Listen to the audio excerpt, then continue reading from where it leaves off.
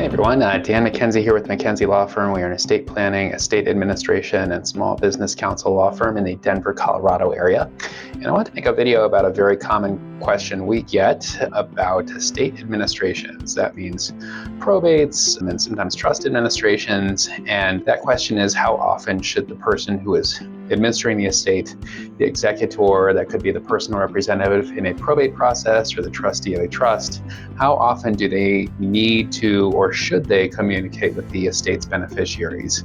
And just thought I'd go through a few things here. We always start on questions like this with the statute. And what does it require? So I'm in Colorado. If you're watching this in another state, your state certainly has a probate code too. If you Google your state's name followed by probate code, you'll probably find it, and it'll be something similar to this. Colorado uses what's called the Uniform Probate Code, which is it's uniform. So some states have adopted that, quite a few actually, and so you might also be in a state that has a very similar statute to this one. But that should be really your first point of reference when you're trying to figure out what you need to do. And so if we go here, I'm looking at the Probate of Wills and Administration in the Colorado Probate Code.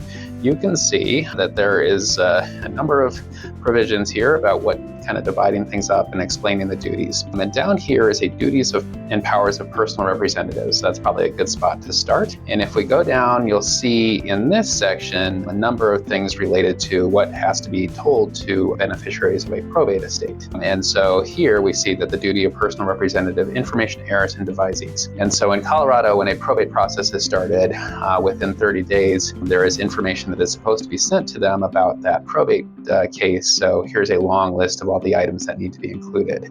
And you can see down below it says if they fail to give this, that is viewed as a breach of duty to the person's concerned. So this is kind of a big deal. If you've seen this, it's a document called the Information of Appointment. It's helpful, obviously, for them to know what's going on, but it doesn't contain a bunch of specific information about the estate. That really starts with the next step. So if we go back here and we see duty of personal representative, inventory and appraisement, you can see that within 3 months in Colorado, after an appointment, a personal representative is supposed to create an inventory for the probate estate, listing all the assets with reasonable detail and indicating fair market value as of the date of the decedent's death and any encumbrances that may exist on that item. So that is kind of the first duty, is to provide this inventory. And so you get 3 months because sometimes it does take a while to actually track down assets of the estate and figure out what you got. And then after that, there's a lot less clarity, frankly, in the statute about exactly what needs to happen. If we go back here and actually go back another step, we'll get down to closing estates. How do you close it? Here's the list of things that need to be done. And if we go here, you can see that in Colorado, a lot of estates are just closed by the personal representative signing a what's called a sworn statement confirming that they've done everything they need to do. And you can see down here that among the things that they need to provide is a copy of an account in writing of the administration. And that just really is a chronological list.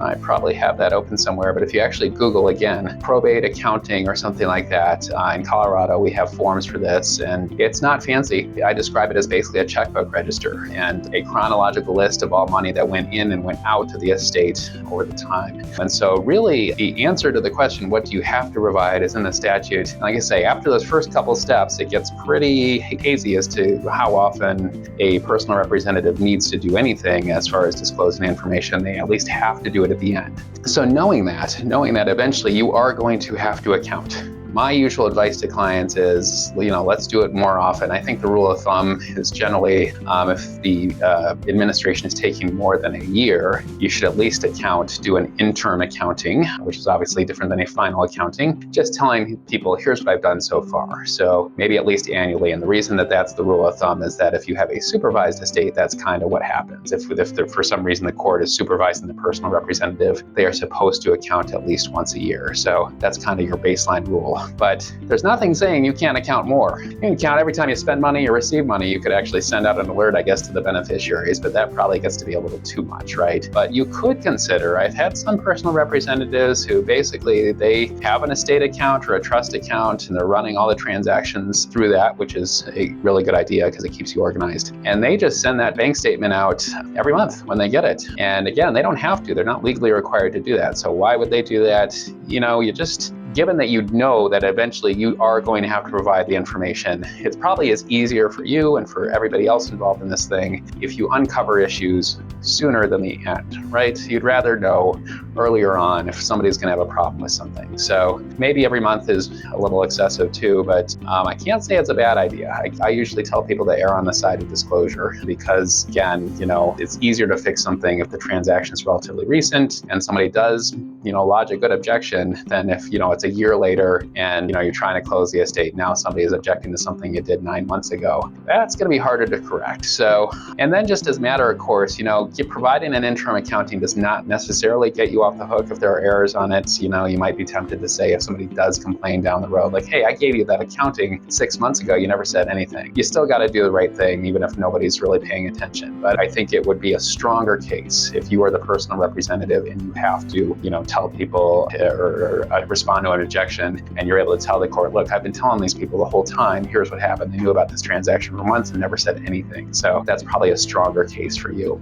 And if you are the beneficiary of an estate, sometimes this can be frustrating, kind of the lack of details on, or the lack of responsibilities for, what the personal representative has to tell you. There are some provisions in here about, being able to request a status, and you are, as a personal representative, supposed to respond to reasonable requests. So again, if somebody's, calling you every week and say, hey, where's my money? Where's my money? Tell me what you're doing. That probably is not reasonable. But, if it's been some number of months and they haven't really heard anything and they request information, you are supposed to, as the personal representative, you have a duty to disclose information, right? And so again, these are listed as duties. You are a fiduciary for these people. You're supposed to be keeping them, telling them what's going on. Again, you'd rather catch mistakes earlier than later, find out about disputes earlier than later. But if you are the beneficiary of an estate, there are some provisions in here where you can submit a request to get a status update, and the court might require that if it seems like it's reasonable and you're not being overbearing about it. So a court actually will say, okay, now an order has been entered, you have to provide information to beneficiaries, because sometimes estates, can take years to administer depending on what's in them. So you don't want to wait years to find out what's going on, and even 1 year might feel like a really long time. So if there's some reason that you need to find out and the personal representative is not really sharing the information with you, there are ways to submit a request to the court to order them to do so. So hope that is helpful. If you are administering a estate or a trust in the Colorado area, we would be happy to have a conversation with you if you feel like this, you're not sure about information to provide. And our phone number here is 303-578-2745. Again, we are the McKenzie Law Firm. Our website is at themckenziefirm.com. Thanks so much. I hope this was helpful.